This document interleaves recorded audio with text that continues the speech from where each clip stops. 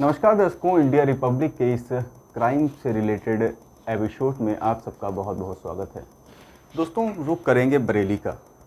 जी हाँ, उत्तर प्रदेश का बरेली ज़िला, जहाँ पर अभी 2 ही 3 दिन पहले एक ऐसी वारदात सामने आई जिसने सबको हिला कर रख दिया।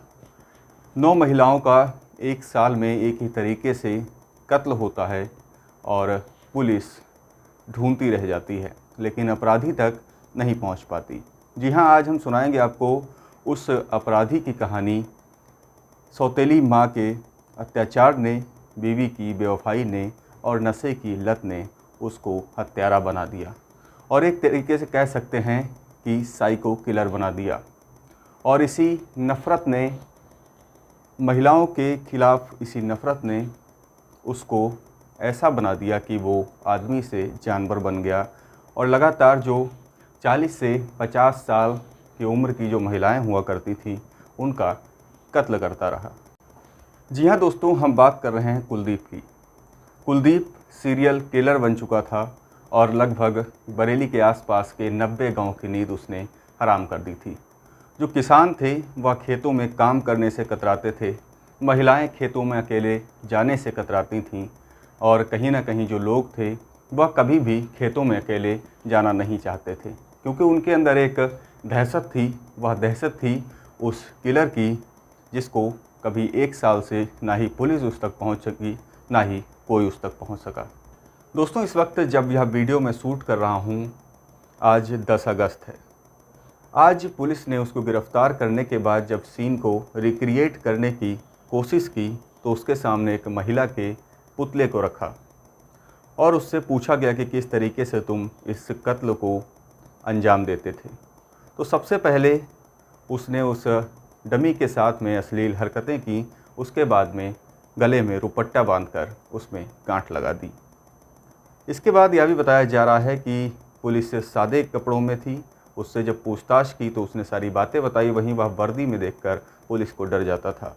पुलिस ने उसे जब अकेला छोड़ा तो वह महिला के साथ, उस डमी के साथ काफ़ी खुश था और काफ़ी सारी बातें कर रहा था।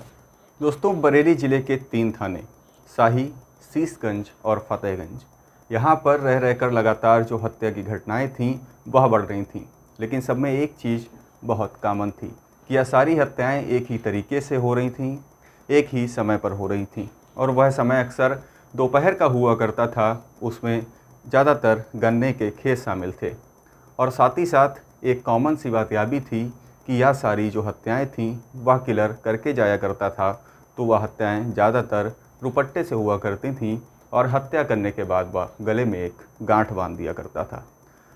तो ये जो सारी घटनाएं हो रही थीं, तो बाद में पुलिस को समझ में आया कि यह कोई आम हत्या नहीं या आम हत्यारा नहीं, यह एक सीरियल किलर है। दोस्तों, कुलदीप लगातार भांग का नशा कर रहा था और यह भी बताया जा रहा है कि वो बाईपोलर डिसऑर्डर का भी शिकार है।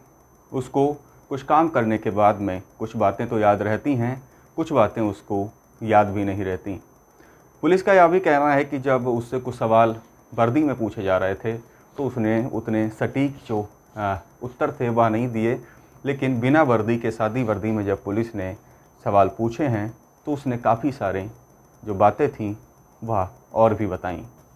दोस्तों, यह भी बताया जा रहा है कि जो इसकी पत्नी थी वह कुछ समय के बाद इसको छोड़कर चली गई थी और पड़ोस के ही गांव में उसने दूसरी शादी कर ली और इस वक्त उसके 2 बच्चे भी हैं। तो कहीं ना कहीं सौतेली माँ का व्यवहार, पत्नी की बेवफाई और नशे का आदी होने के कारण यह कुलदीप सीरियल किलर बना। तो यह थी दोस्तों कुलदीप की कहानी। आपको कैसी लगी हमें कमेंट बॉक्स में ज़रूर बताएं, क्योंकि आप जब उत्साहित करते हैं तो हमारा हौसला बढ़ता है।